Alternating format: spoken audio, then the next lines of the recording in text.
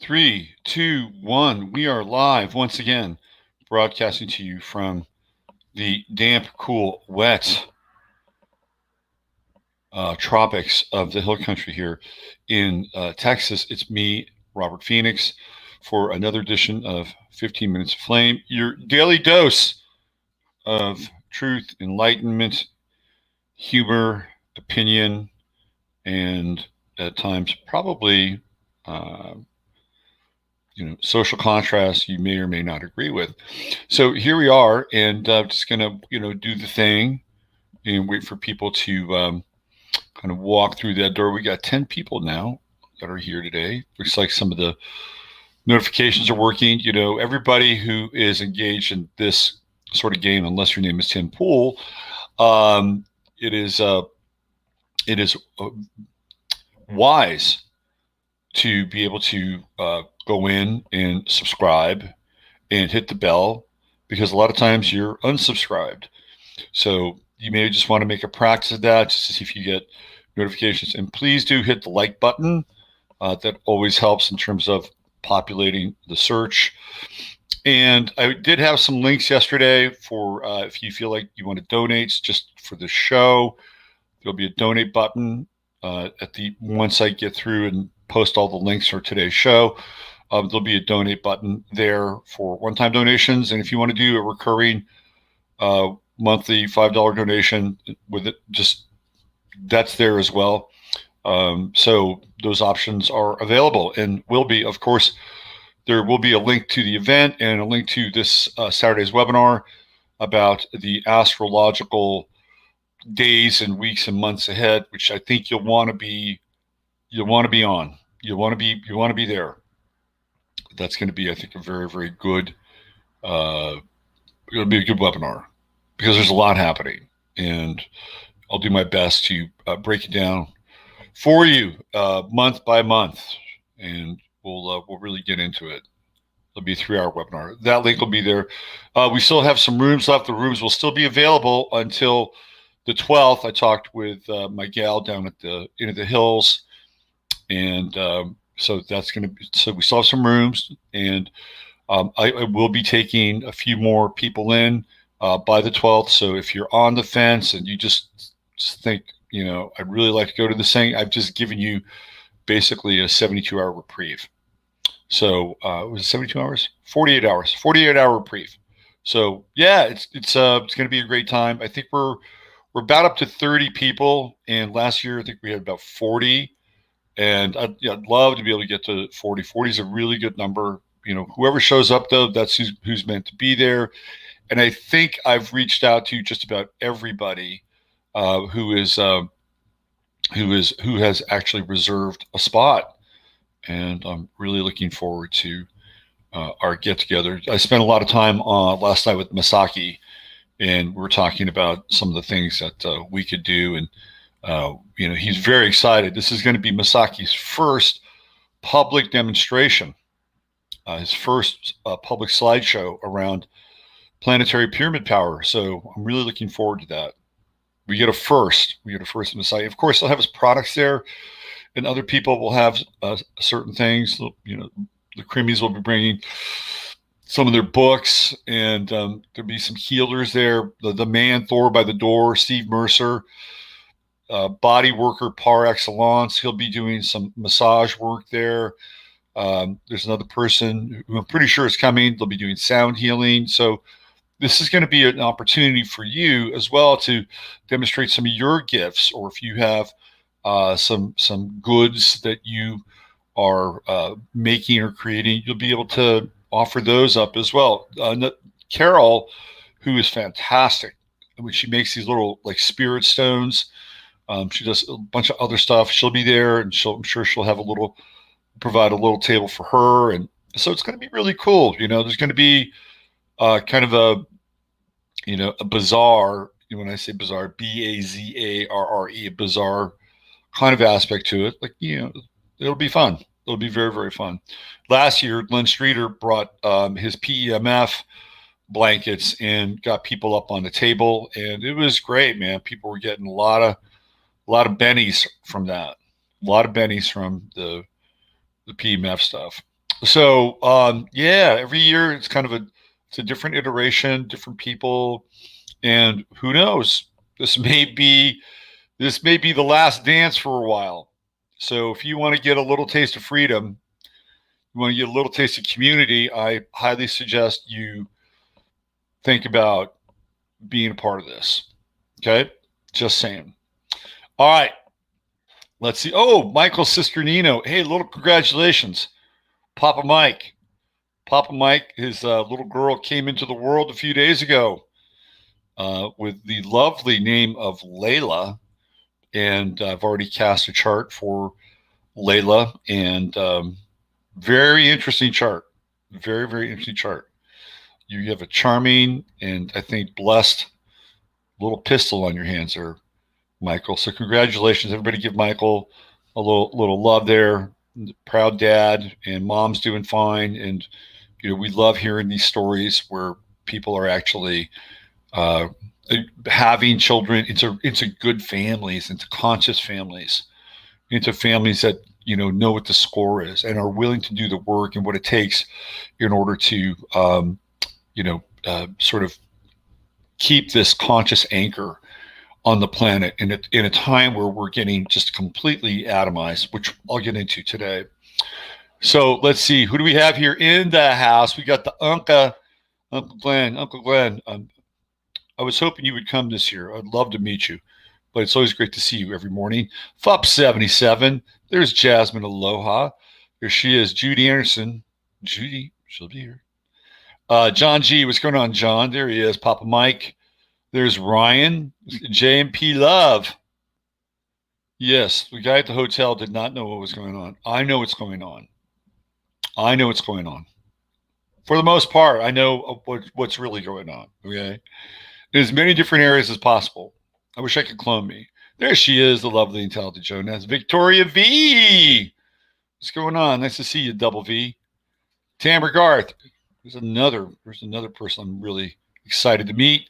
Maria MacArthur, she's here. John G, the 2 most important days of your life: the day you were born, the day you find out why. Yes, there you go. Astrologically speaking, man, astrology is truth. I'm telling you right now. Natasha Lloyd, what's going on? Hope you're staying warm up there. There she is, Danica Rose, coming to us from the wilds of the great white north. Lil's in the house. Wendy Quintana. One of my buddies from high school is named Ron Quintana. Ronnie was a wild man. Laura D, there she is. What's going on, Laura? Coach K, the Bisou, can't stay long. Spreading the love. Okay, you spread that love. The Bisou, my punk rock sister from the 1970s. T. Jordan, Anna Erickson. What's going on, Anna? Good to see you. Paulette Hanson, always nice to see Paul. There he is, Thor by the door. Miranda Couch. What happened to Robert? I missed his announcement on something. Oh, it was Michael. You missed Michael's announcement. Michael had a child. Michael and mom had a child. Jan Emily. Hi, Jan. Yeah, that was the announcement. We have a little new Chatlander. Little new Chatlander. Chatlandia just grew by one member. Let's see. We got Colby. What's going on, Colby? Nice to see you. China Miriam, good morning. Got some morning work lined up. Mary Black, driving to Klamath now. Mary, I'll get back to you today. We'll hang out. There's my girl, LJ, Lynette Jardine, on the front lines of the fires in Oregon. Holy smokes, and I mean it. They are in the process of burning Oregon down. Did you say PEMF blankets? Yes, PEMF. PEMF blankets. So it's one of the things that Glenn Streeter uses. There are these blankets that use, I believe, this infrared magnetic technology. And what it does is it really rapidly facilitates healing. I believe Chris Crimmy has been using one and for her shoulder. So, yeah, there's Joe Mama. Joe, wish you were coming too. I'd love to meet you. No more riots or CV in Portland because now we have wildfires everywhere. Yeah, Jesus. Portland has been targeted as the pestilence plague and what do you call what do you call fires? I don't know. Pestilence, plague, and fill in the blank center for the North America. There's Frank Bry chilling up in Idaho. Oh, look who we have. Look who we have. Yes, there he is. There he is. He's just loving being back in on the scene right there. There's Ani. Hi, Ani. Jennifer Fitzgerald. There he is. My man. My man. Jasper Cat.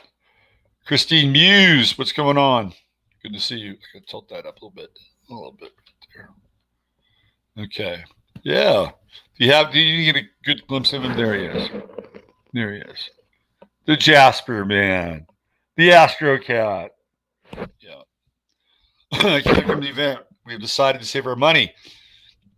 Buy a house in the country. You got to do what you got to do. You got to do what you got to do. You got to prioritize. You got to prioritize. We live on the border of acceptable and ghetto.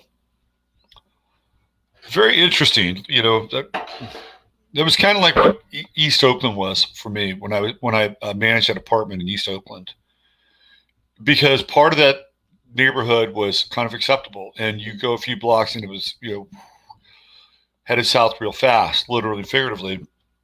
And even pockets of where I lived was very dark, very, very dark. I'll never forget one time I came home. I think I was coming home from like a Whole Life Expo or something like that. And I drive up to my neighborhood and there were cops everywhere, everywhere. I'm like, what the hell is going on? It was always something interesting going on there. And there were cops everywhere. And so I had to park actually about a block away and walk up. And there was this gal who lived in my apartment complex. She was actually a pretty nice person. She was kind of going nuts. You know, she was kind of going nuts. I was like, what's going on here? Why are you like going crazy? Because there are all these cops there. And it's sort of like, you know, the presence of the police sometimes triggers people. Let's put it that way. And so I found out what happened. So down the street, I think I might have told the story before, but if you haven't heard it, it's kind of an interesting story. So down the street, about 4 doors down, a very nice guy who was he worked for the sheriff's department, so I guess he was a deputy sheriff in Oakland there. And he came home and he opened his garage door, and there was a dude in his garage, and the guy was naked except for wearing a pair of briefs. So, you know, he comes in and he's like, what the hell's going on here? And he has a service revolver, obviously. And he pops out of his car and he says, I'm an off-duty deputy sheriff. I need you to put your hands up and get down on the ground. And the guy had his back to him. He was looking for things. And he kept repeating this. And so then the guy reached into his underwear and he pulls out something. And so the guy's name was Dwayne. He was a super nice guy. And he turns on him and he says, I ain't going out like that. And so he thinks he has a gun. So he empties a couple of rounds in this guy's chest. It turns out it was a crack pipe. It was a crack pipe. And it was like, whoa, that's interesting. And he killed him. He killed him. And he had every right to kill him, by the way, because he didn't know.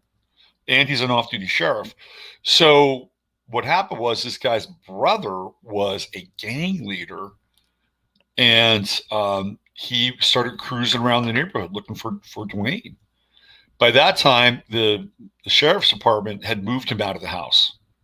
Like they had to leave at that point. Right after that happened, they had to leave. And he went back and he basically confronted this guy's, you know, gang leader brother. And just said, look, man, this is what happened. So, you know, the guy listened to him and he listened and said, okay, I get it. You know, it's the street. It's the law of the street. So, you know, that was a time where, believe it or not, they actually were able to work something out. I mean, the brother had a predisposed idea as to what went down. And when when Dwayne told him what really went down, he got it. He knew his brother was, acting the fool and doing something that could have possibly, injured Dwayne and maybe his family. If indeed, instead of the crack pipe, it could have been 38 Special or whatever, right? So he didn't move back after that. They were gone. But that was the crazy ass neighbor. That was the crazy ass hood that I lived in. Really, just completely nuts at times. Really nuts at times. Those were the good old. They were the good old days in a weird way. My first day at the apartment complex was the day that the cops in L.A. basically were set free with the Rodney King thing, and everybody was losing their shit. And I was like, wow, what's going to happen to me here? I'm in this apartment building in Oakland. What's going on? Nothing happened. Today, that wouldn't be the case at all. That tells you how different the social scene is. People had what I call, social lubrication. There was this viscosity between people and groups. I'm going to talk about the difference between people and groups today. That's going to be a theme for today's show. Let's see. I'm going out. Yeah, I'm going to go. Yeah, he did. Totally. Cindy Burton, what's going on, Cindy? Nice to see you. Yeah, Ani, we'll miss you. We'll definitely keep you in spirit here. I wish Mojo was coming too. Yes, it would be a wonderful event. Yes, we will have. Hey, there's Faith. Nice to see you. But it's sort of like it's really, there was this movie by what was his name, Lindsay Anderson, and the movie's called Lucky Man. Oh, Lucky Man, and it's with Malcolm McDowell. It's a movie I highly recommend. If you haven't seen the movie, it is a great movie. And Lindsay Anderson is one of the more underrated British filmmakers. And in Lucky Man, there's a theme where the same actors play different roles in the movie, different characters. And it's a very interesting sort of theme to think about and embrace, and that how many people really are there in the world, right? As far as Gurdjieff knew, there was only 8, because 8 was the number of the Enneagram, right? Everybody was a version of the Enneagram. Oh, Lucky Man. That's Emerson, Lake and Palmer. So that's a different version. Oh, great song, by the way. Great song. That's Lucky Man. And then it's Oh, Lucky Man. Oh, Lucky Man. Check out that movie if you can find it. It's brilliant. It's hilarious. And there's a theme. There's a literary theme. It's called picaresque. Picaresque. Picaresque. And picaresque is it's a type of fiction where the hero goes through very odd circumstances. And it's not heroic by any stretch, but it's sort of up and down. It's sort of seismic. So it falls into the picaresque category. Don Quixote was the original sort of picaresque character. Let's see. ELP saw them live in Mobile, Alabama. Yeah. So there's only, I think it's just P left. E and L are gone. Greg Lake and Keith Emerson are gone. I think it's just P. I think it's just Carl Palmer. That's it. Harry Chapin. You saw ELP with Harry Chapin? That is a weird concert, man. That is really strange.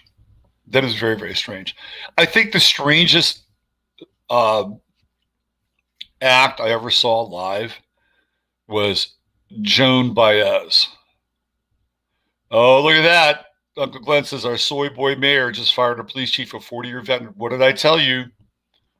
What did I tell you with the Mars Retrograde? I got more to add about Mars Retrograde, by the way. The weirdest set of music I've ever seen was Joan Baez.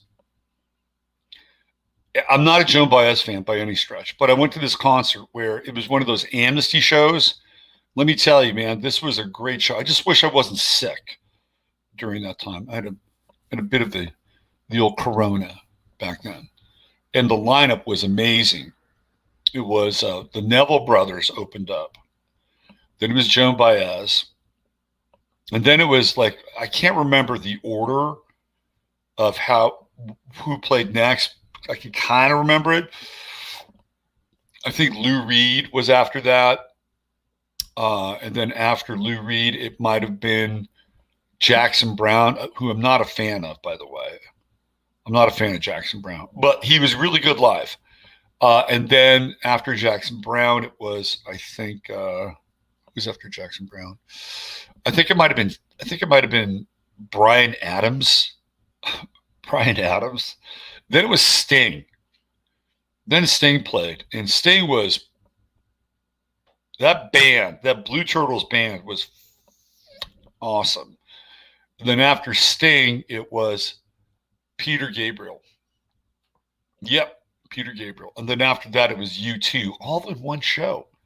Like that was the most mega bill I'd ever been to. It was like it was, and each band or artist played about 3 or 4 songs. So the Neville Brothers opened up. It was cool. I like the Neville Brothers. And then they were the backing band for Joan Baez. And then she did a version of Shout by Tears for Fears. And it brought tears in my eyes because it was just so absolutely hilarious and terrible at the same time. Shout, shout, let it all out. That Joan Baez voice, it was nuts. Flaming Lips. I interviewed the Flaming Lips. I hung out, did a little interview with the Flaming Lips in person. They were very, very talented and crazy. Wayne Coyne was an interesting character. He's a Capricorn, by the way. He's a Capricorn. So this is right around when MP3s were starting to break. And that was one of the questions I asked myself. How do you feel about MP3s? How do you feel about the sonic element of MP3? Would you sell your music in MP3? And his answer was really telling. He says, I don't care if they sell our music on shoelaces. I don't care as long as people buy it. Spoken like a true Capricorn. The guy that I really liked was it was the bass player, I think. The bass player was very cool for Flaming Lips. He was very, very cool. And the guitar player was pretty cool too. Wayne, you could tell Wayne had that rock star vibe. Black Oak, Arkansas.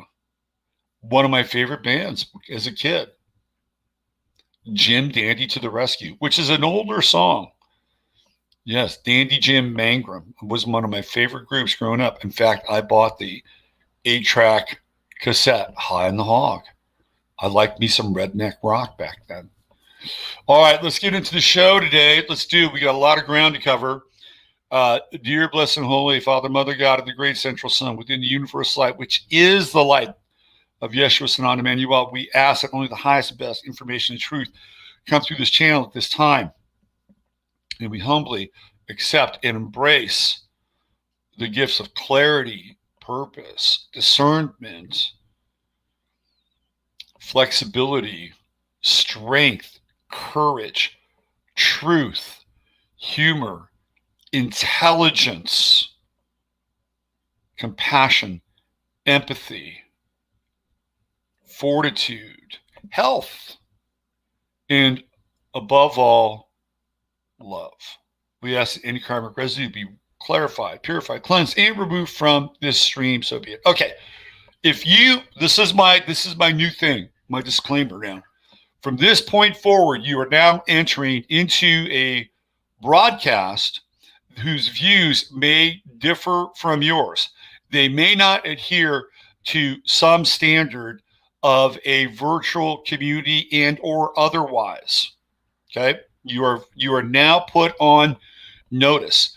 This is not a news station, nor am I impersonating Ron Burgundy, Dan Rather, Tom Brokaw, or any other newscaster. The opinions herein are my opinions, and this is for entertainment purposes only. From this point forward, you are consenting to be a part of this broadcast, live or otherwise. I will give you 3 seconds to click stop or leave. From this point forward, you are consenting to be a part of the stream. In 3, in 2, and 1. All right, let's go. Let's go. Don't think any of this matters. They can strike you from impersonating yourself. Well, it has to do, it's really good. It's a good point. But once you go past that point, now you've consented to being a part of this broadcast. Hey, listen, it's worth trying, right? It's worth trying. And I may come up with like a screen for a legal disclaimer. We got a lot of ground to cover today. And where do I want to start? Fires and worry. Why don't we start with this Mars retrograde, which seems to be really front and center now. Oh, by the way, how could I forget to tell you this? Tomorrow, Friday Firecast, Freeman, he'll be here. Thanks to Steve for setting that up. Freeman is going to be on the show tomorrow, and we're going to talk 9/11. I think he's probably one of the best people to bring onto the show and talk about 9/11. So we'll be bouncing off the esoteric and the occult versions and interpretations of 9/11. Also, some of the geopolitical ramifications of 9/11. You don't want to miss it. Freeman, when he is on, and this is a topic he knows inside and out. I'll bring what I know to the table. So it should be a really good jam tomorrow on the Friday Firecast. Me and Freeman, right? There you go. It's going to be happening tomorrow. Okay, so I've been thinking about this idea of Mars retrograde. It's really been a meditation, an ongoing meditation for me. And of course, one of the things I talked about was police chiefs, but police in general being removed. That the police force in Rochester, New York, the people that were at the command center or the command level, they just retired, right? So I guess in Glenstown, that the mayor bounced the chief of police. I talked about police going on strike. These are all very, very these are all very active principles right now. You're going to see more of this. Okay. The other thing, and this is the Daniel Prude incident, I think is a harbinger of another part of this Mars retrograde, and that is going into the past and exhuming cases that may have happened 2-3 years ago, where there could have been some form of, interpretive brutality or interpretive, murder, or not murder, but having to disable a criminal with fill in the blank. Could be gunshot. It could be a taser. By the way, I wonder what's happening in Atlanta with the guy who got shot when he was tased. I don't believe that was a real event, by the way. It feels very staged to me, but that's another topic. So this is what happened with Daniel Prude. His thing happened in April. What did they do? They went back and they reopened that case. And you're going to see more of this now because they can't generate new cases and new opportunities. Look at Jasper. He's like video bombing me now. They can't do it all the time. And every now and then there will be a fish in the barrel moment. You know what I mean? And something happens. It's in the air now. So keep your eye on that. This is an interesting story. So yesterday, life is so weird. I had an issue. I've been having lots of issues with my technology and even my workflow. I have Uranus now transiting my 6th house, and that just wreaks havoc with my work. It just wreaks havoc. Like, I had to go out and buy a new computer yesterday because it's just, crazy, crazy, crazy havoc shit. Anyway, so I was having issues with this computer. So I wanted to go see my computer guru here in town, super nice guy, Nathan. And so we talked, and of course, I don't have a mask on. He has a mask on, whatever. It's okay. I don't, certain people I don't judge. I have selective judgment around this.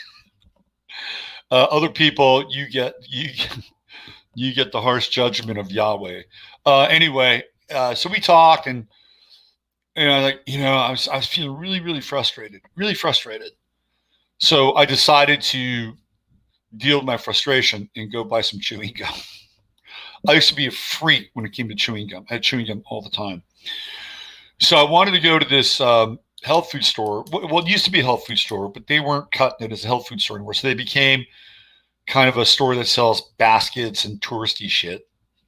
You got to do what you got to do. And they still have their line of health food products or health products that they created. It was a pretty good line, actually. Some of their products are really, really good. Anyway, so I went in there and I was looking for my sugar-free chewing gum. They didn't have any. So well, I'm here now. So what do I want to do? Well, let me go to this coffee place. So I went to this coffee place next door, and of course, mask protocols. Me, no mask. And there's this guy in there, and he starts talking to the young woman behind the counter who's making his coffee drink, and then we'll make mine. And I don't know if he's like a DA or something. I don't know what his role was, but he was talking about how he had to go back into a certain case history and basically do forensics on a person who had died, a couple of years ago. Like he had to go back and, bring this thing up and basically put the puzzle pieces back together again. It's exactly what I was talking about. It's like, we live in a very interesting version of, reality confirmation, what I would call the physical or the environmental feedback loop. And so there it was right there. It's like, wow, okay, this is exactly what I was talking about. It's being demonstrated to me right here in person. I didn't ask him any questions. I just observed. And there are times when you can insert yourself, and there are times it's like, let me just listen to this. Let me see if I can piece this together. And that's where I was. So that was an interesting kind of moment in time. And so where we're headed now with Mars retrograde, and again, there are a number of different Mars retrograde kinds of examples we'll be able to pull up here now and moving forward. But you're going to see a version of the hashtag #MeToo movement when it comes to cases that have been adjudicated and judged, right? Adjudicated and judged. So meaning that the judgment has been rendered. You're going to see that. You're going to see that. You're going to see some, and it's going to pop up. And one of the people you're probably going to, really keep an eye on during this time is Mumia Abu Jamal. This is a guy that has been in prison in Pennsylvania for a very long time for killing a cop. I would not be surprised if Mumia Abu Jamal during this Mars retrograde is freed. I would not be surprised at all if that happens. And if he is freed, it will be a total cause celeb. Total cause celeb. So the other thing that Mars and Aries together as planetary influences and forces represent is they represent the individual. They represent the individual. And we have been born and bred to embrace individualism. And individualism and individuality and the self have all become part of the nomenclature of the, sort of the rise of Western culture. And individualism is under attack. And I've clearly demonstrated this before. It is under attack. And whether it is connected to some form of systemic racism, whether it is connected to white/Western privilege, it is under attack being an individual is bad, right? Individualism creates just a me first attitude, and as a result does not have any kind of care or any kind of empathy, or does not sacrifice itself for the common good, right? So this is where we are right now. We are in the throes of the battle of individualism, and what they're doing with the mask ritual is they're wiping out individualism. They're making everybody the same. Just keep that in mind. They're making everybody the same. This is the kind of the dark version of the Aquarian age. And it's interesting because Kathy O'Brien had it might have been a tweet, or I think she was with David Icke. I still would like to have David Icke on my show. Anyway, Kathy O'Brien came out and said, when my daughter was young, she was forced to wear a mask as part of her, quote unquote, Illuminati grooming. And that gives you some insight. People are being socially groomed. They're being socially groomed to wear the mask and to delete their individuality. That everybody is just this sort of Borg-like entity. And this is a big issue right now. And people who do not want to do that, who stand against that, guess what? They're going to be moved into a different category. They're going to be moved into a category where they're selfish, they're sociopathic, they suffer from conspiracy theory disease, right? So this is really the separating out of the individual from the group, and the individual is going to be condemned. They will be condemned. And then what's interesting, and again, this is all based on my observations, okay? All based on my observations. You may agree with them or you may not agree with them. And that's your prerogative. But I've witnessed hours and hours and hours of public provocation, violence, and assault. I've witnessed it from the BLM side and the Antifa side. And one of the things that both have in common is that they are group-oriented.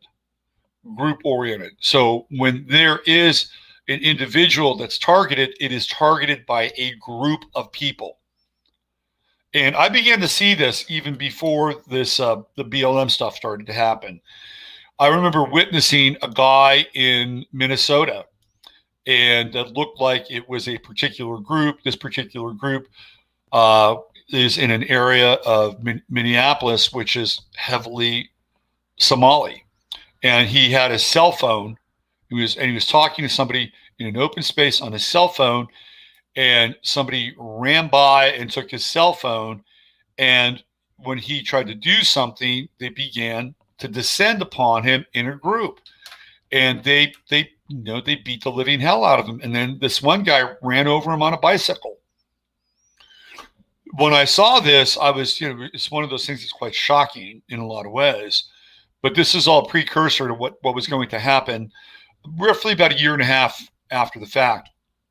So what we've seen is these group situations, and we see with Antifa, and we see with the BLM thing. Now, what's happening is that because law enforcement has been neglect, because they have been derelict of duty, whether it's the mayors that have told them to stand down, or whether it's the police chief that's told them to stand down, or whether they have so-called allies in the Leo camp, whatever that is, right?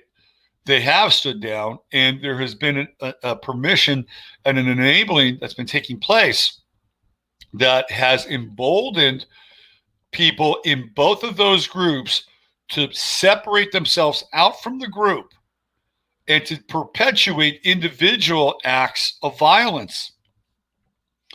And I witnessed one where there was a guy in like a liquor store or something like that. He was an older, Caucasian white male. He might have been with another guy. There was a guy in there. He was, he was not that. Okay, he was not that. And he went in, and they were talking. And as soon as, older white guy wearing his shorts and his Jimmy Buffett flip flops turned his head, this guy came in and hit him with a hard right and knocked his ass down. Now, there was another guy there who I think might have been with that guy. He didn't do anything. He just talked to the guy. He just talked to him. And that tells you something right there. At that point, and the guy was big. I mean, you got, in that moment, you got to think, okay, I gotta take my shots here. Is this a battle I want to fight or a battle I want to win? Or even get engaged in. And by the way, there are things you can do in the moment. But you have to be in the moment. And when violence is perpetuated, it is part of a shock doctrine.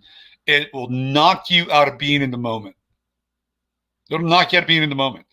And I've watched these Antifa camps, and they actually practice conflict. They actually practice being hit and stuff because they want to be in that moment. When that stuff happens, their body has been entrained in some ways so that they know what to do. They know what the blow marginally feels like.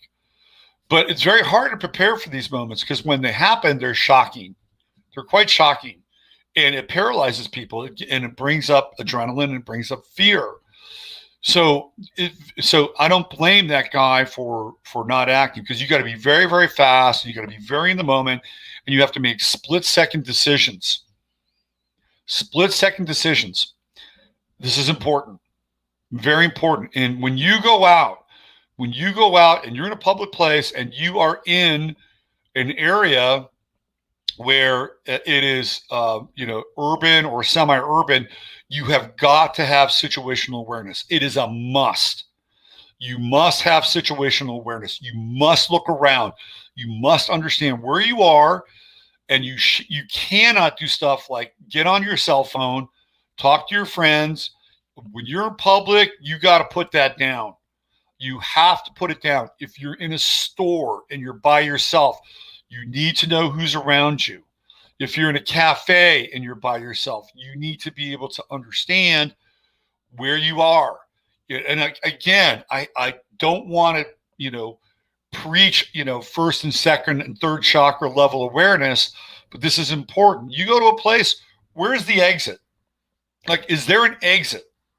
Where, like, if you're in a restaurant or you're in a grocery store or you're in a cafe, and if things get hot, do you know if there's another place you can get out? You should. Absolutely. That should be the first thing that you look at when you're in a place. If you're boxed in and there's no emergency exit, okay, what other options do you have? Could you get up and go to the bathroom and lock yourself in the bathroom? That is a strategy. That is a strategy. Like, where's the bathroom? If you see things getting weird and you can't get out, and by the way, if you do see things getting weird, it's probably best you get out as quickly as possible. When you do, though, you've got to be aware. You have to be very aware, right? You've got to have your head on a swivel. Okay. I saw a video. Again, this is the purpose. This is so because of the social permission, this enabling has occurred, and now the individuals are separating out from the group. And I saw this other video. A lot of stuff I don't want to show you because it will just piss you off. Remember, I am your filter. I'm your purulator. All right. So there's this woman, 60 years old, again, caught by a camera, and she's just, on a street corner, and this guy goes riding by on his bicycle, and he hits her. He hits her. It's a drive-by, knockout game kind of moment. Now, what Einstein doesn't realize is that when you hit somebody, there's a recoil. So there's a wobble going on. Okay, wobble going on. So that slowed down his little trajectory. What he also didn't realize was that there were about 4 firefighters who saw what happened. And they tracked him down like a pack of wolves, and they tackled his ass.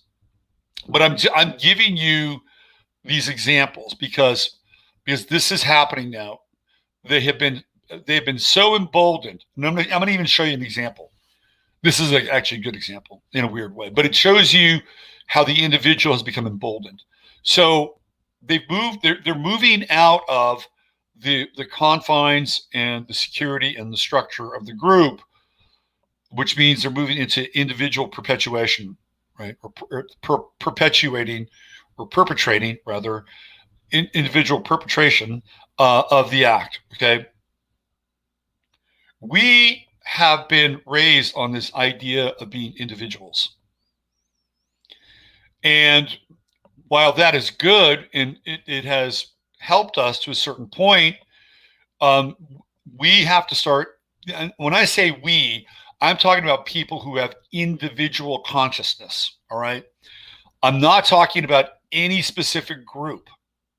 Please understand that. I'm talking about individual consciousness.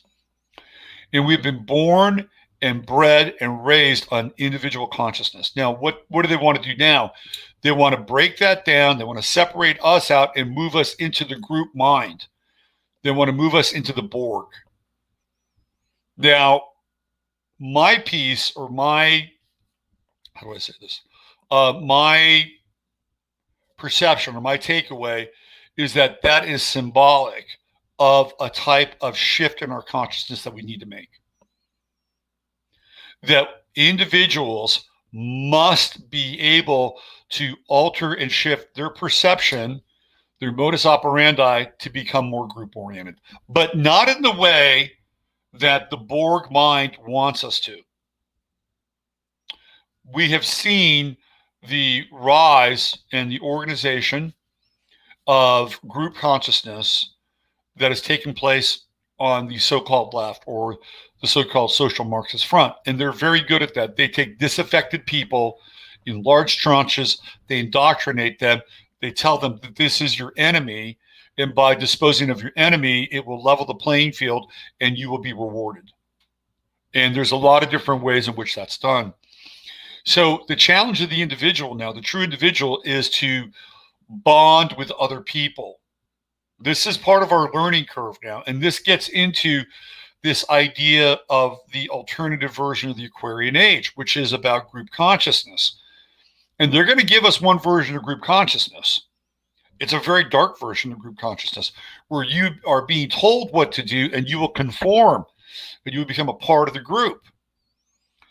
So in order to subvert that, we have to be able to shift our perception and our consciousness to open space for more group orientation in ways in which are productive to us and for us, with people that have been located in the realm of individual consciousness.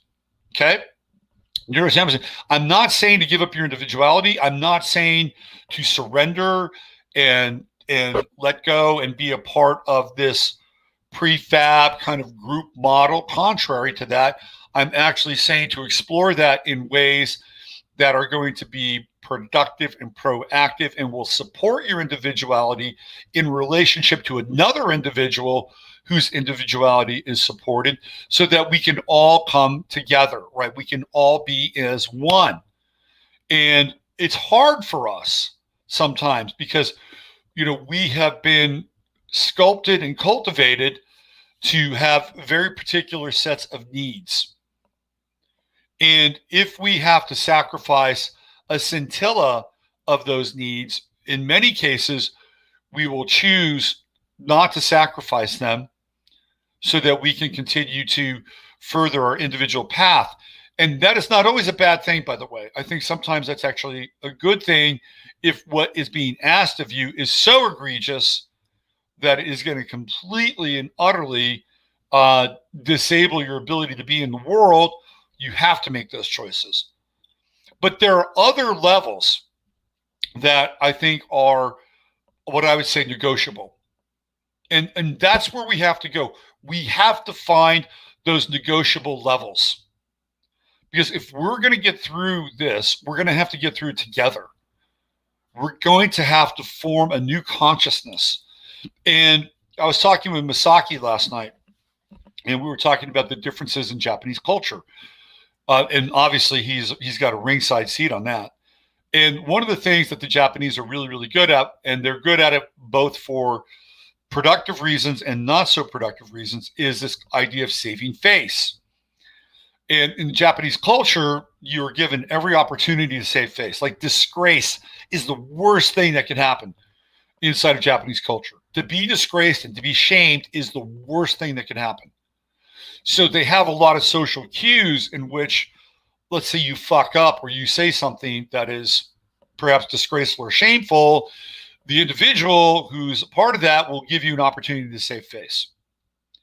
And that will help that other individual realize, oh shit, I got out on a limb there. Maybe I should take this little olive branch that is being given to me and accept that and bow and say, thank you very much.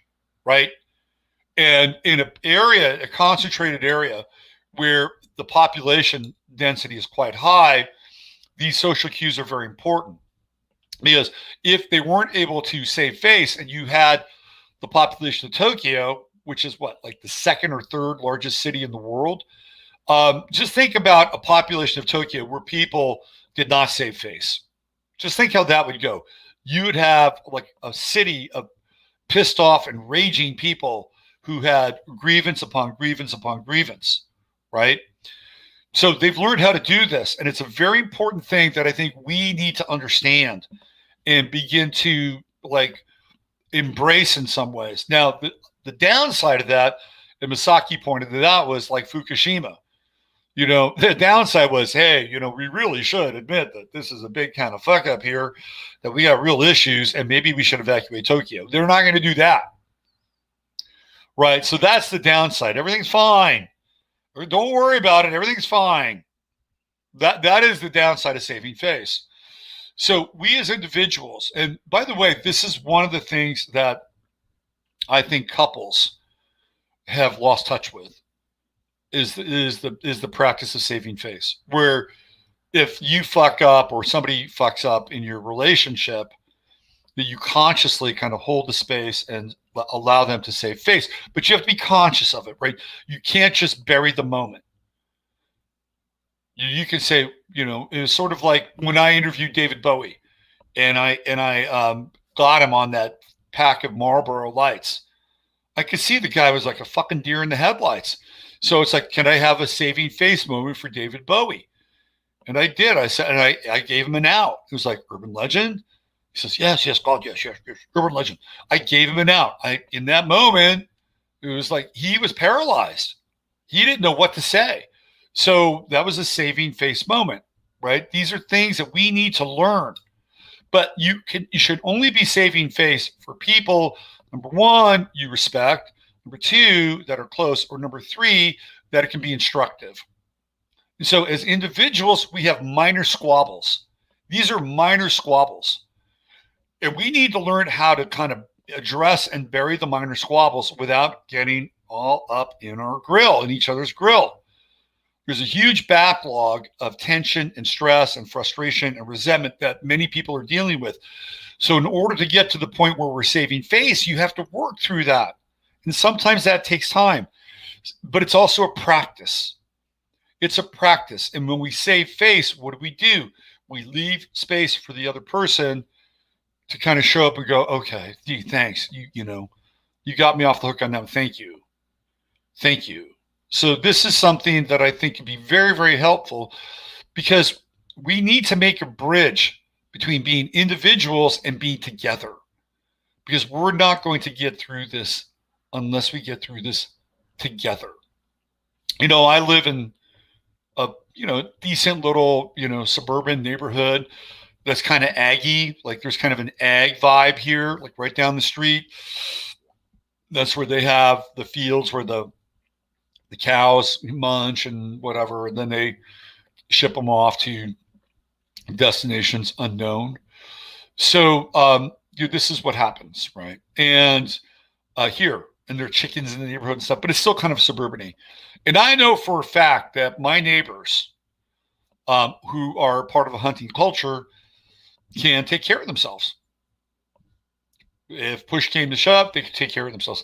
I also know that at least two neighbors that I know of also have properties that are not here. They're in other places, not far from here. So if they needed to, they could split. Say, see ya.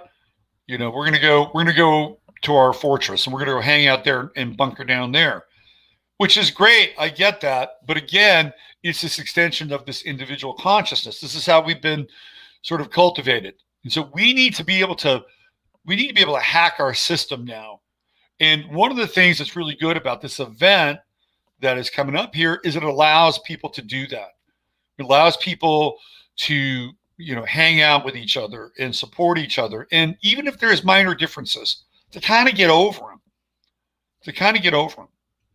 Because we need to be able to cultivate this if we are going to stay in the game. Mars retrograde, revisioning or rethinking individualism. Individualism in a way where it is not sacrificing, the core, the essence of who we are, which is very important, but allowing some space to build a bridge with others. This is vital now. This is really vital. So I invite you to look at that in your own life and to begin to explore the concept of saving face. It's a good one, and one that's very Libran, and we're going to be moving into Libra season. We already have Mercury in Libra. All right, so let me get into some video stuff. I got a lot to show you today, and I got a limited amount of time. I probably have about maybe about half hour, 20 minutes before I got to jump off here. Where do I start? Let's see. What do we have here? I got so much. So much to talk about. Let's just stop in with my favorite tyrant, my favorite dictator, my favorite benevolent tyrant dictator, Mr. Lukashenko. There he is. He's U.S. behind Belarus protests via social media platforms. Of course. He's calling it out. Lukashenko made the comment on Tuesday and said the Americans acting through centers in Poland and the Czech Republic were controlling social media channels, particularly the Russian-designed messaging app Telegram, that are playing a leading role in the unrest. The Belarusian president also stated that U.S. interference was effectively a dry run for a future attempt to destabilize Russia. He believes that first and foremost, the Americans behind everything acting through centers in Poland and the Czech Republic. It is the American intelligence agencies. One reason is the fact that 2 new generations have grown up in Belarus, formed a small class of young bourgeois who want power. Russia One TV reporter Yevgeny Rozkov revealed to news agency TASS after the interview with Lukashenko. And Telegram channels are playing a leading role there. And it was they who started the whole story and did it long ago. Not Russia, not Belarus. It is they who've been doing it all the time. And now they have what they have. Whatever. And we are reaping the fruits of it, Roskov quoted Lukashenko as saying. The 66-year-old Belarusian president officially won 80% of the vote in the August poll, but opposition say the contest was rigged.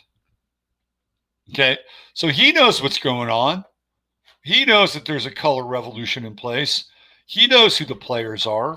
He understands the technology and the techniques involved. Of course they want him out. Of course they do. And the intelligence agencies working on behalf of the highest bidders, that's what they are. The intelligence agencies are the new Hessians. The CIA works for pretty much anybody who will pay them or support them at a high level. Sorry, it's the way it is. So, getting this guy out is probably good for business for the UN, good for business for the WHO, good for business for the IMF, good for business for the World Bank. There you go. Do the math on that. Color revolution time in Belarus.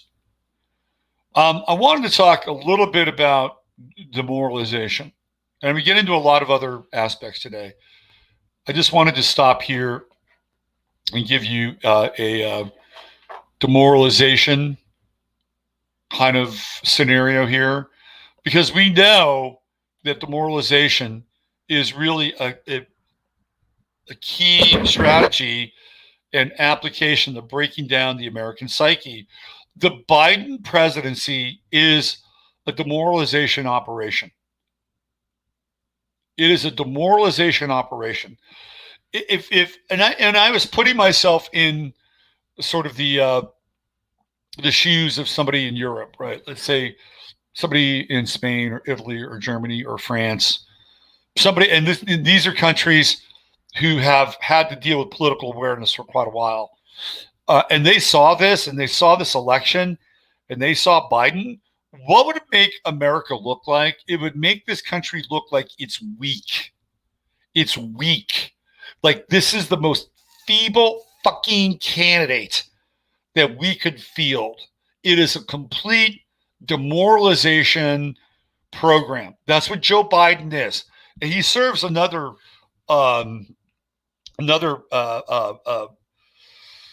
he serves another purpose as well. And that purpose obviously is to have a quick hook and exit so that Kamala Harris and whomever comes into the White House with Kamala Harris, if indeed Biden is elected or they force Trump out, he's basically temporary. He's just a placeholder. He's a cutout, cardboard cutout. There he is. And what happens here is he has a moment where he reads the cue card. He reads the cue cards. He reads the teleprompter. Build back better. Build back better. Text United 3333. Very interesting, huh? Interesting numbers. Text United 3333. You know, the clone, the Parkinson's victim, whatever he is. This is a demoralization strategy.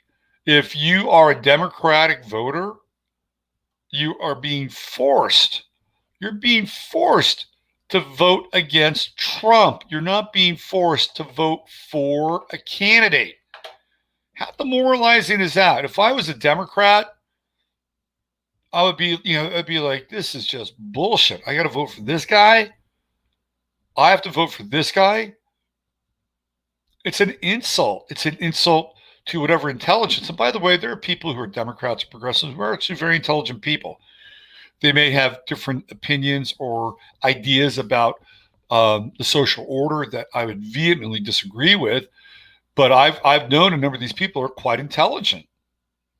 And that is the beguiling piece, is that in spite of their intelligence, they just become fucking automatons and they will just vote for the party.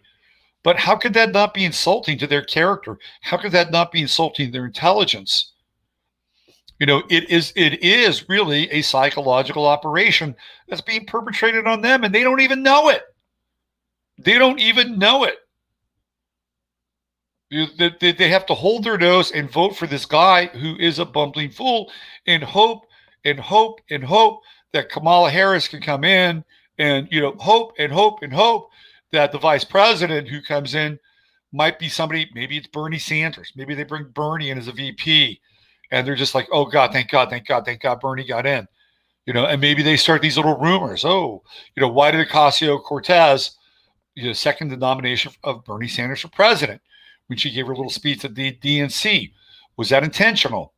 Did it give these people sort of this code and this hope that, oh yeah, look, Bernie will come in the undercard? This is what these people are hoping for. But it is not about a meritocracy. It's not about excellence. And I've never been really impressed by any of these candidates, Republican and or Democrat. I just, I've been around a while. None of these people have really impressed me at any level. So could I look around and say there's a Democratic candidate out there? Maybe Tulsi Gabbard. I don't know. Tulsi seems like an MK Ultra gal. Sorry. She always feels like she's in a trance. She always feels like she's in a trance. Strange trance. I don't see anybody on the Democratic side that would be even remotely worthwhile as being a presidential candidate. Could you make a case for any of them? I don't really think so. I'm trying. I racked my head. Like, who could it be? Who could it be? Who could it be? You'd probably have to look at a Republican, a left, sort of a left of right Republican who might qualify somebody like that. And, then they might be closer to an old Democrat. But it's a demoralization operation and campaign. Total demoralization. And the rest of the world is looking at it going, see, look how weak the United States is. Look at this weak ass motherfucker that they're running out there. This is a joke. This is the best America can do. And then on the other side, you have Trump, who's been pilloried. And again, I don't know why he would allow himself to be interviewed by Bob Woodward. That was Lindsey Graham, apparently. That was a Lindsey Graham thing. That was a Lindsey Graham thing. I got some Schadenfreude for you. I got to save it, though. Where else do I want to go? Let's see. Let me get rid of that. Let me get rid of this. Let's see. Where are we here? Let me get rid of that. What is this? Oh, I definitely want to play that. Okay. I want to show you. Let me show you this. This gets back to this idea of the individual and how the individual has become emboldened. I'm going to show this to you guys. And it is I'd like to say it's a Schadenfreude moment, but I don't really think it is. Some people will. So here we go. Let me set the stage for you. Unhinged Antifa girl spits at police. Cops take her down. Her weeping is delicious. The weeping is really coming from the woman who is documenting this thing. And the documentation stuff is very weird. I'm going to talk about it a little bit. So let me full screen this thing so you guys can get the best possible view. What is this? Come on now. Give me full screen up. Is that going to happen? All right, I'm just going to play this. Here we go. Seattle, on the streets, Antifa girl. Nana, what happened? Go closer. Fuck you. Move your fucking hand. Do not hit me. Don't touch Do not hit me. Don't touch Shut the fuck up. You're really fucking pushing it, you piece of shit. You hear that? Go. Down the street. Go on the sidewalk. Walk that way. Let's go. Let's go. Or you will be sprayed. I just need to document what's happening. Yeah, that's fine. Do it from over I there. just need it over Stay. here. Stay. Move. I just need a document. That's all. I just need a document. Can I please just document? Tati, I'm right here. I'm right here, Tati. Tati, I'm right here. Okay. Fuck you guys. Seriously, the fucking black woman just. You guys understand what you're standing for right now? Like, this is so fucked up. Time to go. No, it's not. Time to go. There's a black woman in the street right now. You guys, that's not okay. Call TK. Call TK. Tati, I'm right. Someone call TK. Tati, fuck. Tati, I'm right here. Tati, I'm touching me. Don't fucking touch her. Moving my boobs and everything. Don't touch her. You're violating me. You're exposing me. My boobs are only out. Get the fuck off. Get a female police officer now. I am demanding you get a female police officer to help her, please. How do you know they don't identify as What? What did you just ask me? How do I know if she doesn't identify as female? You're assuming those officers are gender.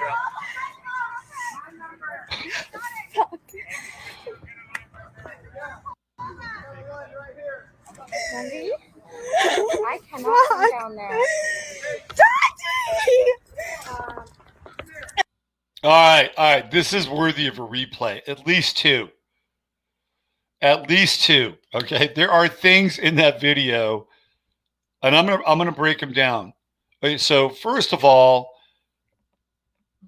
the lack of disrespect that person is displaying is horrific. Absolutely horrific. And again, the rest of the world is looking at this saying, my God, look at what this country allows. No, it allows. They would never be able to get away with that in Japan. Why? Because they have save face moments. They would never be able to get away with that in China. And if these people who are protesting, theoretically, think that they're able to get away with it with their new Chinese overlords, they will have another thing coming. Let's play it again. And there are a couple things in here that I want to point out to you. Maybe some of you picked up on it. Let's go. Let's do it again. Nana, what happened? Go closer. Fuck you. Move your fucking hand. Do not hit me. Don't touch her. Do not hit me. Don't touch Shut her. the fuck up. You're really fucking pushing it, you piece of shit. There's the spit. Shut the fuck up. You're really pushing it, you piece of shit.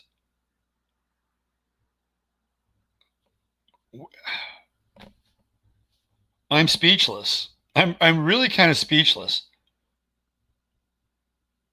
You really, like, what does she think she's going to do? Does she have magical powers that she's going to be able to turn them into cockroaches with badges? I don't get it. I really don't get it. I mean, I do get it, but it's mind blowing. So she delivers the loogie shot and down she goes. Let's go. Yo,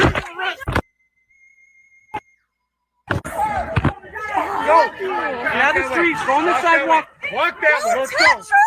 Let's go. Or you will be sprayed. I just need to document what's happening. I just need to document what's happening. The documentation thing is, really weird. It's very, very weird. The documentation stuff is very strange. And I'll do a show on documentation. I don't want to get into it now. I don't have enough time. Let's go. Fine, do it from over I there. just need it over here. Stay. Move. I just need a document. That's all. I just need a document. Can I please just document? Tati, I'm right here. I'm right here, Tati. Tati, I'm right here. Okay. Fuck you guys. Seriously, the fucking black woman just. You guys understand what you're standing for right now? Like, this is so fucked up. Time to go. No, it's not. Time to go. There's a black woman in the street right now. You guys, that's not okay. Call TK. Okay, now she's saying call TJ. Call TJ. TJ is probably one of their one of the people who have the comms in Seattle. So TJ is, their leader. Call TJ. Call TJ. Call TJ. Okay, so pay attention to that. Here we go.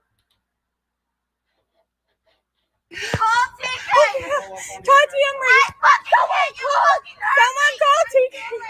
Tati, fuck. Tati, I'm right here. Tati, I'm Touching me. Don't fucking touch her. Moving my boobs and everything. Don't touch her. You're violating me. You're exposing me. My boobs are only out. Get the fuck off. Get a female police officer now. I am demanding you get a female police officer to help her, please. How do you know they don't identify as female? Did you hear that? That has got to be the line of the year. How do you know that they don't identify as female? That is wicked. And she does not know what to say. Oh my God. That's called situational awareness right there. What? What did you just ask me? How do I know if she doesn't identify as female? You're assuming those officers are not interested. She doesn't know what to say. That was brilliant. That is a Jedi. That's a Jedi moment. How do you know they don't identify as female? Bravo. Bravo.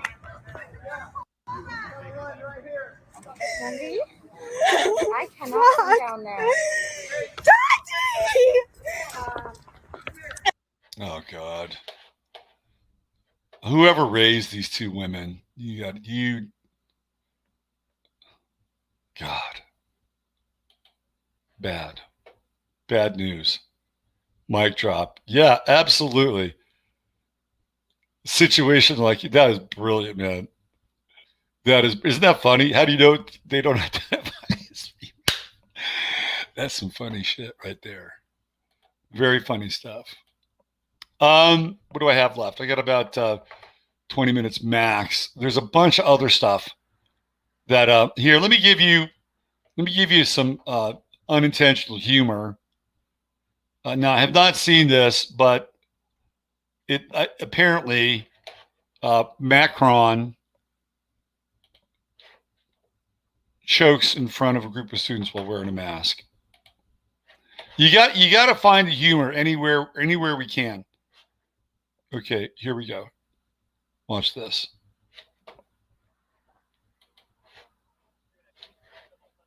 Hold on a second. You got to get the audio on this. I got to make sure I get the audio. Give me 1 second. You got to get the audio. Hit this. Even though he's in French, the the coughing sounds I think need to be audible. All right, here we go. Réduisent ni cette ambition, pardon, je m'étrangle, ni ne viennent fragiliser en quelque sorte ce résultat. Et donc face à ça, qu'est-ce qu'on a décidé? De redoubler d'efforts, c'est-à-dire d'expliquer, d'accompagner véritablement cet effort auprès des entreprises, des formateurs, mais qu'en parallèle, on arrive justement à faire plus. Et donc, nous avons mis 8 000 € pour chaque jeune en apprentissage qui a plus de 18 ans, 5 000 pour les moins de 18 ans. Et donc, si quelqu'un me donne un verre d'eau, je retrouve ma voix. Then he has to take the mask off. Now he has to take the mask off. Is that a ring? Now he's got a little bit of water. Oh, this is nice to have all these people fucking help you. Pardon. Pardon de cela. Donc, sur l'apprentissage et la... Look at these obedient little robots in the back. Youth used to be rebellious, man. Not anymore. Not anymore. So there's your moment in hypocrisy in Schadenfreude with Macron, who can't even complete 3 straight sentences without choking on lack of oxygen. I hope those kids are paying attention. All right, I've got some really interesting predictive programming to sort of round off the end of today's show with. The first, and I think it was JMP who brought this to my attention, and this goes back to the Amerika series. And I'm not going to play the audio on this because I don't want to get a strike. So let me, but I am going to share the screen, and I want you to pay attention. I may play just a snippet of the audio, just a snippet, because you have to be able to hear just a snippet. So this is episode 9 of Amerika, which is the mini-series that came out in 1987, never to be aired again. This is, I'll set the stage for you. This is Chris Christopherson's wife. He's Devin Milford, who ran for president. And this is General Samamov, who becomes her lover as she becomes a traitor to her nation. Perhaps even before the traitorous acts occur, when she switches sides and becomes a good member of the party. Just listen to this for a minute and watch the graphic.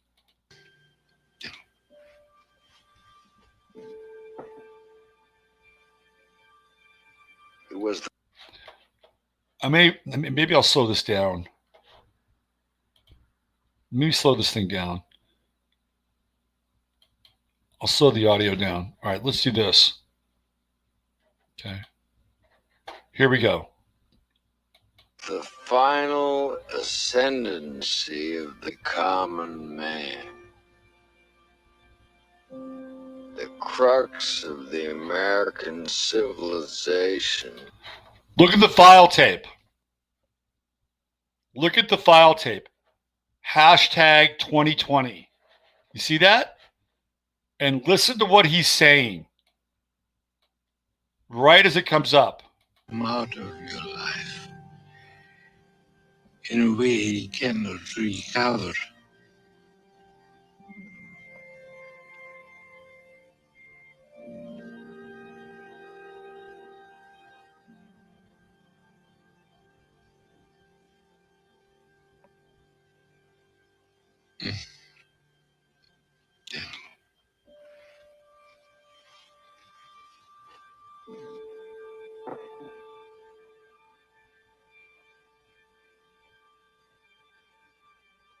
It was the final ascendancy of the common man.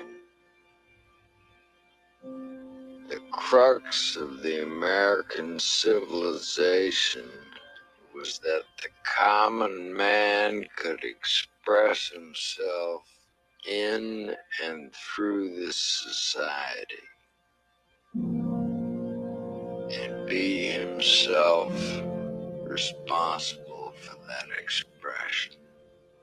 He did not have to be noble born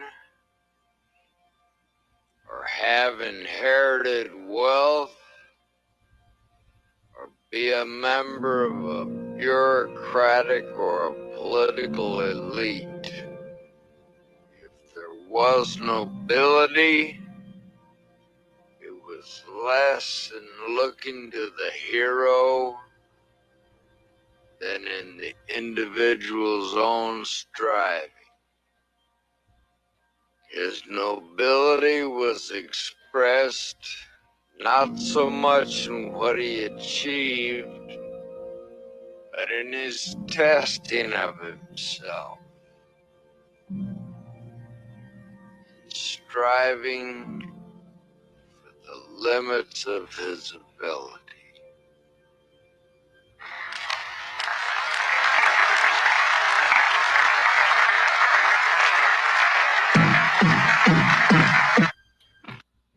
So there you go. You got the predictive programming with hashtag 2020. Do you see that? Even the hashtag right there. Yeah. Even the hashtag 2020. Yep. Yeah. It was the final ascendancy of the common man. How more predictive does that get? How much more predictive does that get? Yeah. Script by Yuri Bezmenov. Walter, I think Donald Rye, W-R-Y-E, is credited with both writing the script and directing it. He's a Hollywood insider, been around for a long time. A long time. What party and state is Devin Nunes? Devin is not a common name. Devin Nunes, I believe, is California Republican. So I'm going to play you another bit of predictive programming. This one is shocking. It'll blow your mind. I forgot who sent this to me. This is going to blow your mind. Really blow your mind.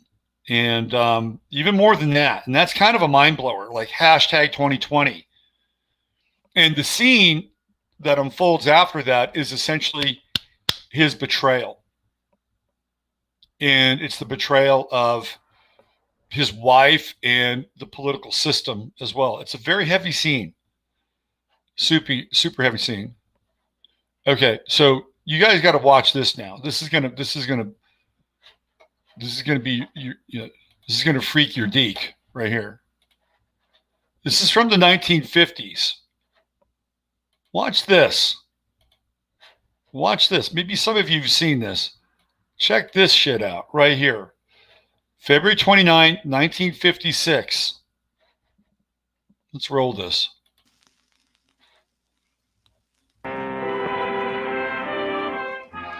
When you think of the future, you likely envision the remarkable technologies that you've seen in comic books and films. You may begin to picture flying cars, trains driven by electromagnets, or household robots that will see to your every need. While modern scientists agree that many of these inventions are either unlikely or unnecessary, it may surprise you to learn what the future could actually hold. Imagine being able to share your thoughts with millions of people at once, simply by typing them on a keyboard and sending them through the air.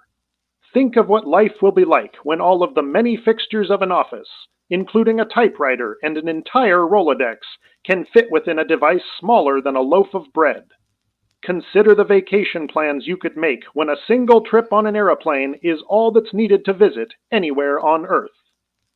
Yes, the future certainly looks bright, but it isn't without its darker sides. According to some predictions, obesity will likely run rampant, and political corruption will become so commonplace as to be accepted. People with nothing entertaining or informative to say will broadcast their demands for attention, and once beloved performers will become pushers of snake oil. Perhaps worst of all will be the emergence of a deadly and potentially devastating disease. Think of the last time that you contracted influenza. You were likely bedridden for days, having no appetite or desire to play games. Experts predict that by the year 2020, a new virus will rise, spreading from somewhere in Asia to the rest of the world. And with international travel being available to even the most common citizen, a sickness which would have been contained in years past will quickly spread to all corners of the globe. Worse still, the fantastic technologies of the era, the instantaneous communication and the ability to spread misinformation will cause undue panic and unrest. While you may think that we have decades to prepare, the frightening truth is that we have already become susceptible to the spread of this upcoming pandemic. The people preparing our food will do so without washing their hands, and the declining standards for common hygiene will cause the release of marauding clouds of infection. Even today, children would prefer to attempt the carefree murder of their playmates rather than lecture one another about covering their mouths when they cough. So how do we reverse this trend? How do we avoid the coming catastrophe? Many doctors would suggest that we simply need to learn and practice better health habits, but that may not be enough. As it turns out, there is a solution. But first, a word from our sponsor. Well, no wonder my laundry bill is so high. All those napkins last week. Doeskin. What? You should use Doeskin dinner napkins. Paper napkins? Oh, no. I don't mean thin little paper napkins, but Doeskin dinner napkins. You'll love them. Everybody loves Doeskin dinner napkins. These soft linen-like napkins are 2-ply in smart formal fold, in white and in beautiful pastel colors. And Doeskin dinner napkins are big. They cover your whole lap, and they stay put. What's more, they last throughout the meal, and they leave no lint. But they are nice. And they would save my linen. They save you money, too. Doeskin dinner napkins cost only 49 cents for 5 dozen. That's a fraction of a penny apiece. All right, Dottie. You'll find Doeskin dinner napkins, Doeskin facial tissues, and other Doeskin products at your favorite grocery, supermarket, department store, or drugstore. Look for the brown dispenser box. Doeskin. And now, the answer about how to avoid the deadly virus set to sweep the world.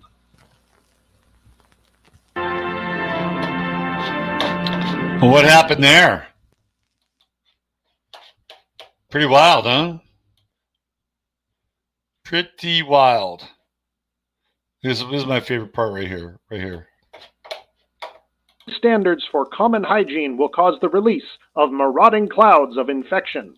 Even today, children would prefer to attempt the carefree murder of their playmates. The carefree murder of their playmates.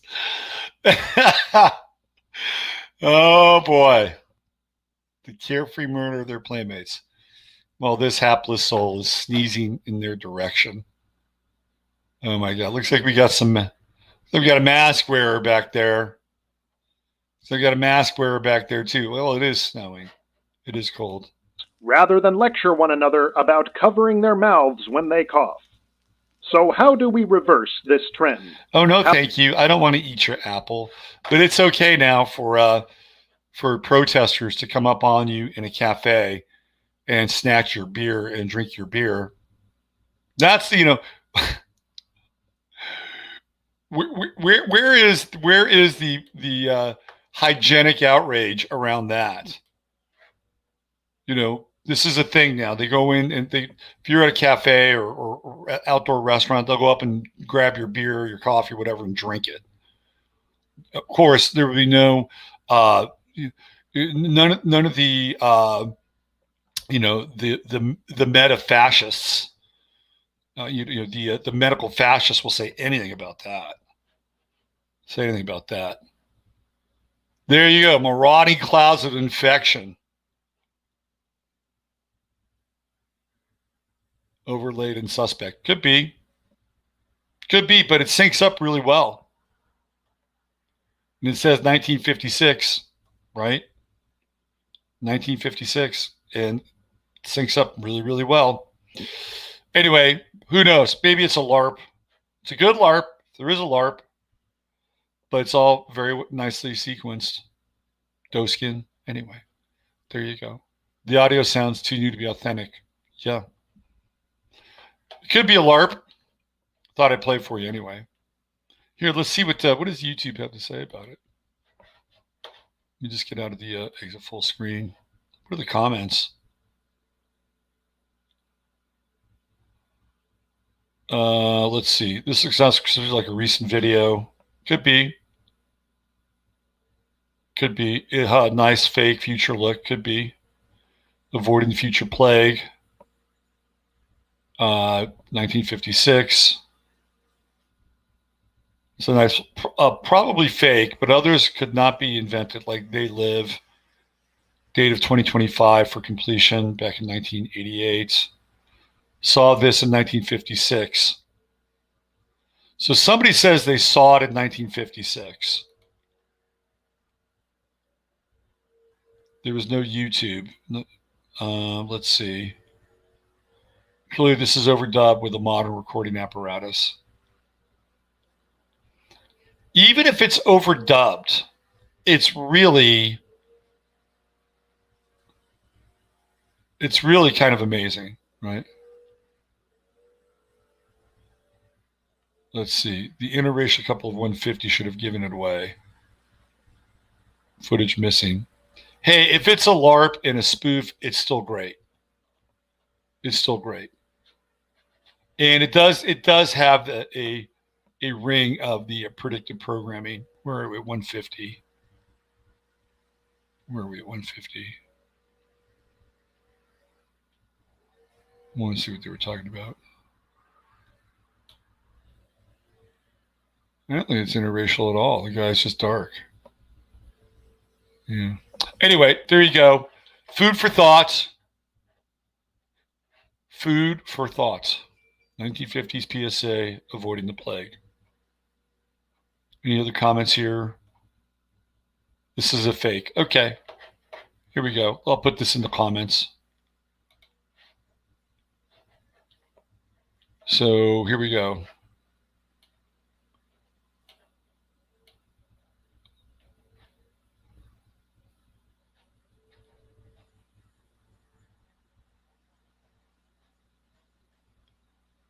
I'll just put this in there.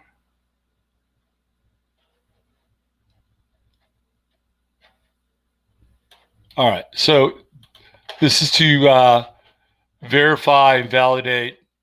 This comes out of the comments section. I'll throw that in there. There you go. You'll see it. There it is. I got three. I've got about 4 comments in a row. So it's a very good fake. You guys got good eyes. Very, very good eyes. But it's at least entertaining. But the Amerika stuff is quite interesting. Okay. I'm out of here. Links for certain things will be in the description of the show page. What else? Webinar this Saturday. The next 3 months astrologically. If you're into that, you want to be a part of it, there'll be a lot of good information. Freeman tomorrow on the 11th house side, 2 hours of revisiting 9/11. It'll be a really good show, and there still are some rooms available for the event. And if you are on the fence, get off the fence. If you're on the fence, get off the fence. That's all I got to say. All right. Appreciate you all. There will be also some links here if you want to support this, donate. There'll be a donation link. There'll also be, if you want to do a $5 recurring donation per month, you can do that as well. You do that and I'll send you something cool. And that's it for now. Use your head in order to discern what's real, your heart to stay open to what's possible. I'm Robert Phoenix. You are you, and we are all together. Bye for now.